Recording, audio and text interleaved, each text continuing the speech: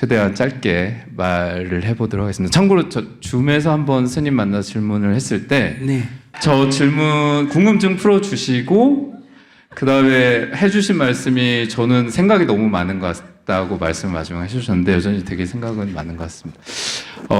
저는 스님의 유튜브를 듣지 않고 있고요. 그 이유는 이제 좀 살만해졌다는 얘기겠죠. 예, 예전엔 고민이 많았는데 여러 가지 트릭들 스님이 가르쳐 주신 그 순간 알아차리기 이런 걸 되게 많이 실천을 했었고 제가 그런 걸 하면서 제 안에 있는 엄청난 욕심 같은 걸 보고 막 많이 놀라고 그랬습니다.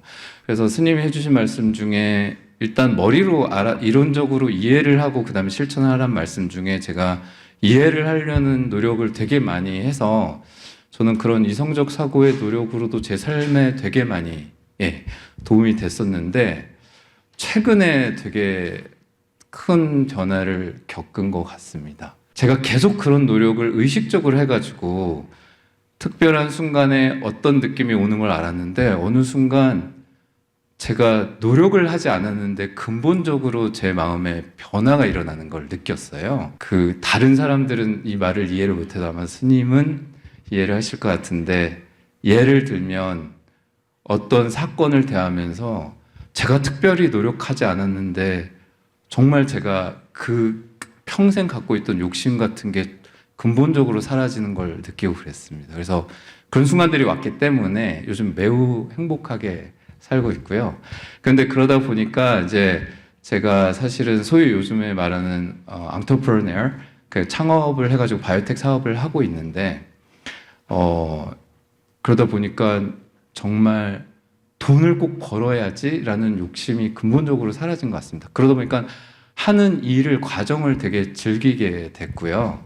근데 그래서 저는 오히려 제가 돈에 대한 욕심이 없어지니까 돈을 벌 확률이 훨씬 늘어났다고 생각을 하는데 이런 말을 이해를 못할 수많은 투자자들 앞에서는 굳이 안 밝히고 있습니다. 여하튼 그래서 너무 행복하게 근본적으로 잘 살고 있는데 이러다 보니 제가 이제 두 가지 면에서 욕심이 생기더라고요. 제 삶이 행복해지고 근본적으로 편안해지다 보니까 제가 이제 다른 사람들을 위해서 제 사업을 하면서 뭔가 일을 하고 싶다는 욕심도 생겼고 첫 번째 앵글은 제가 하는 일이 바이오텍이다 보니까 사업을 하면서 또 뭐 사람들이나 인류를 위해서 동시에 이런 걸 해야겠다 그런 마음을 많이 내고 있고 두 번째는 내가 꼭 여기까지 다다르면 누굴 위해서 뭐를 해야겠다라는 생각은 그러니까 이론적으로 맞지 않는다는 걸 제가 너무 잘 알고 있기 때문에 왜냐하면 진짜 그러한 마음이 있다면 지금 당장 내 상황이 안 돼도 이 순간부터 그래서 non-profit organization 같은 거 해서 이제 열심히 봉사를 하려고 하는데 그냥 그렇습니다. 그래서 제가 어떤 마음을 내고 이제 앞으로 계속 살면 좋을지 좀 조언을 구하고 싶습니다. 왜 이런 질문을 드리냐면 스님이 첫 번째 지적하셨듯이 제가 아마 제 스스로도 이렇게 심리적으로 모순도 있고 욕심도 있을 것 같은데 여기까지가 저희 질문입니다.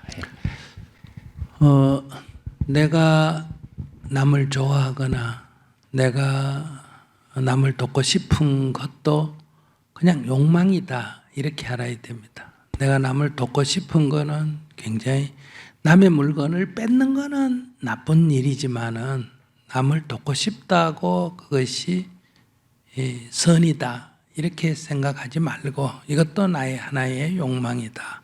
그러면 욕망을 추구하면 안 되느냐? 추구해도 됩니다. 우리는 욕망을 추구해도 된다는 거예요.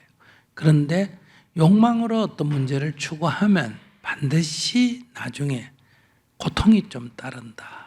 이걸 알아야 되는 거예요. 내가 저 사람을 돕고 싶다 해가 도왔을 때는 나중에 그 사람이 내가 원하는 대로 안 되거나 이렇게 되면 내가 후회를 하게 된다. 괜히 쓸데없는 짓을 했구나. 이런 식으로. 그래서 가능하면 남을 돕는 게 내가 남에게 손 벌리지 않는 게 첫째 자립 좋고 두 번째는 굳이 모든 인간은 다 자립이 원칙입니다. 자연 생태계가.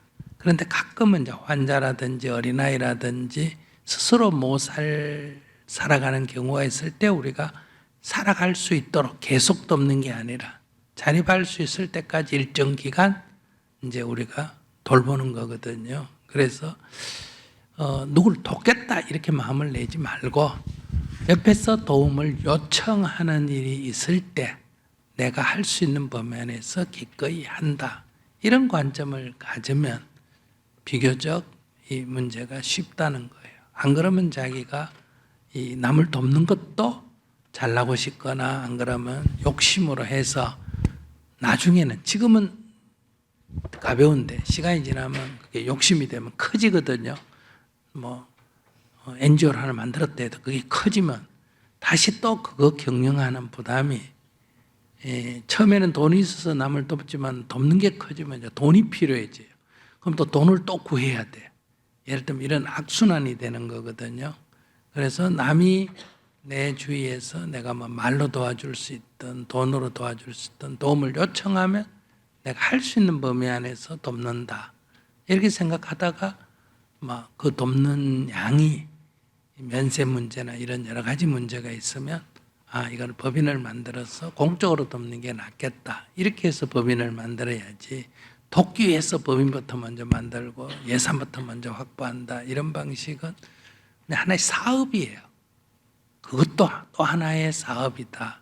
이런 관점에서 이왕지 질문을 했으니까 그렇게 해도 되지만은 그거보다는 그냥 옆에서 조언을 하면 조언을 해주고 뭐 물질적인 지원이 필요한 사람이 있으면 자기 범위 안에서 작게나마 지원을 하고 하는 만큼 할 수 있는 만큼 이것도 능력 밖에 돕겠다는 마음을 내면 그것도 욕심이에요. 그것도 부담이 되거든요. 그래서 좀 가볍게 출발하면 어떻겠나 이렇게 생각합니다. 그 스님 덕분에 이제 무슨 말씀인지 제가 약간 이해할 것 같고 저 스스로 경험 중에 제가 자비라고 생각했던 마음들도 얼마나 제 욕심이었는지 깨닫는 순간들이 와서 이제 이해를 했는데 그렇다면 한 가지 마지막으로 좀 실천적인 방안으로 그런 마음이 날 때 좀 자제를 하고 하지 말까요? 아니 뭐 그런 해도 것도 되고 필요할까요? 안 해도 되는데 네. 이거거든요. 여기 맛있는 음식이 있다. 나 딱 먹으려고 하는데 그거 독 들었어 이래요. 그러면 내가 하고 아무리 맛있어도 독 들었어 이러면 하고 안 먹게 되잖아요. 네. 보통 사람이면. 네. 근데 어떤 사람이 좀만 먹으면 안 될까요? 조금만 먹으면 안 죽을 거 아니에요? 자꾸 이렇게 하면 그래 먹고 죽어라 이래요.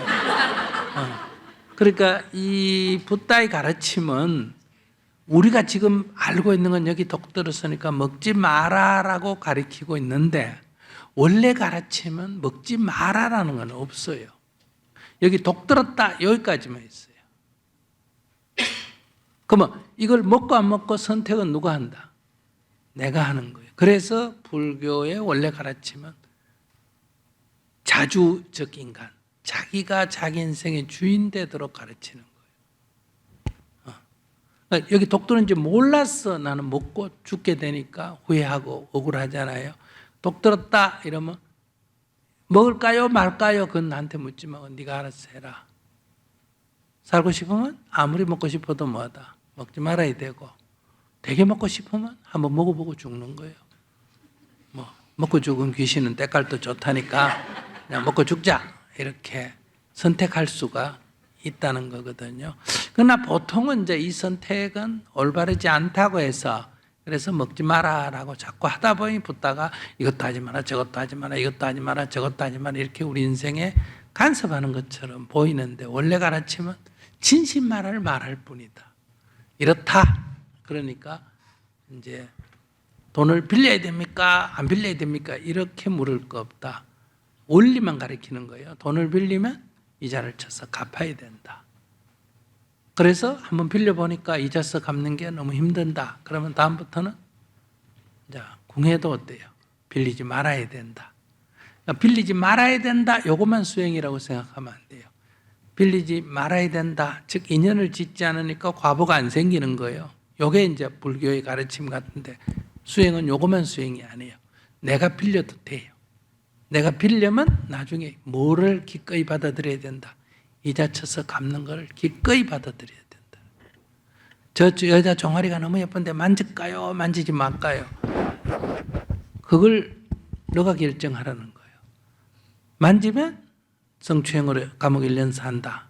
그럴 때 안 만지는 것만 수행이 아니에요. 그래서 그냥 만지고 감옥 가면 후회하잖아요.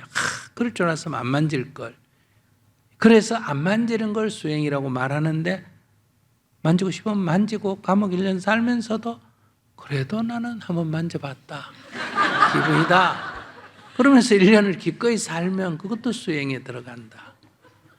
감옥에 살아도 괴롭진 않다 이 말이에요.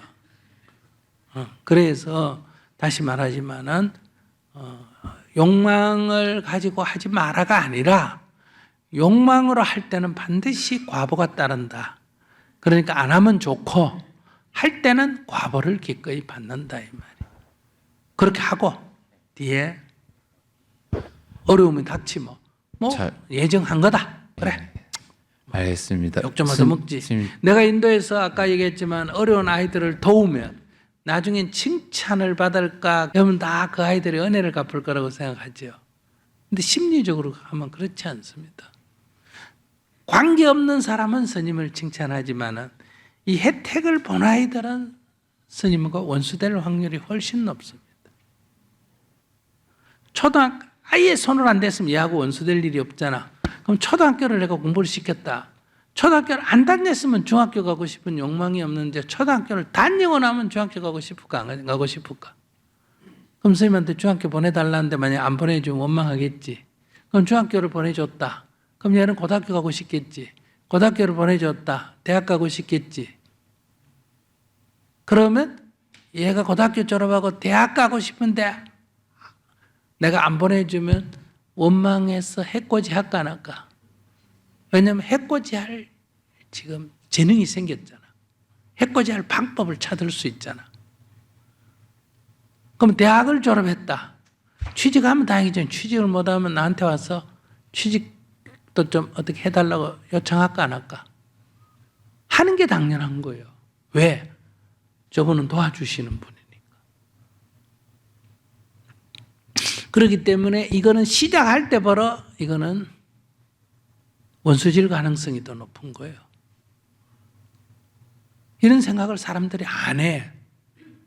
그렇기 때문에 배신당했다. 뭐 그럴 수가 있느냐. 내가 30년 헛살았다. 스님은 그렇지 않아. 이건 바로 시작할 때 이거는 30년 후에는 어떤 일이 벌어질 것이 결과가 딱 보이는 거예요. 그렇기 때문에 해코지를 해도 스님이 이렇게 생각해. 좀 섭섭하지만은 뭐 해코지 할 줄 알아라고 지금까지 가르친 거 아니야? 자기 권리, 자기 이익을 위해서는 해코지라도 해서 한번 해보겠다. 이 초등학교도 못 나오면 그런 생각을 못 하잖아. 그걸 갖고 억울해할 필요가 없다는 거예요. 예, 스님 마지막으로 아마 제가 이타적인 일을 하고 싶은 마음에 그냥 그 마음이 꺼리낌이 없었으면 아마 오늘 질문도 안 했을 것 같은데 저 스스로도 방금 지적하셨듯이 저의 이기적인 마음이 섞여 있다는 걸 계속 보기 때문인 것 같고 이기적 마음이 있을 때는 나중에 네. 섭섭함이 생길 수 있다는 그렇죠. 걸 알고 섭섭함이 생길 때 거기 놀아나면 안 되고 이건 예정된 거니까 받아들일 자세가 돼야 된다. 내가 만약에 한국 사회에서 북한의 어려운 사람 돕자 하면 비난을 받을 가능성이 높나 안 높나? 높지. 우리가 어떤 행위는 이미 예정이 돼 있어. 그러나 비난이 오더라도 비난을 받더라도 배고픈 사람 먹어야 된다. 관점을 이렇게 가져야 돼. 내가 좋은 일 하니까 칭찬받아야 되는데 이게 잘못된 생각이에요. 진짜 좋은 일이라면 비난을 감수하고라도 해야 된다. 손실을 감수하고라도 해야 된다. 그래서 좋은 일하고 비난받으면 오래 산다. 한국 속담 아니야? 요거도 뭐 오래 산다는데 그 앞에 빠져서 한 문장이 뭐하고? 좋은 일하고 요거도 먹으면 오래 산다. 이런 얘기야. 그러니까 좋은 일하고 욕 얻어먹으면서 오래 살겠습니다. 감사합니다. 오래 산다는 게 뭐야? 최고의 복이라는 뜻입니다. 최고의 복은 옛날에는 명이 긴 게 뭐다? 최고의 복이거든요. 그러니까 비난을 기꺼이 받을 줄 알아야 된다. 이런 뜻입니다. 네.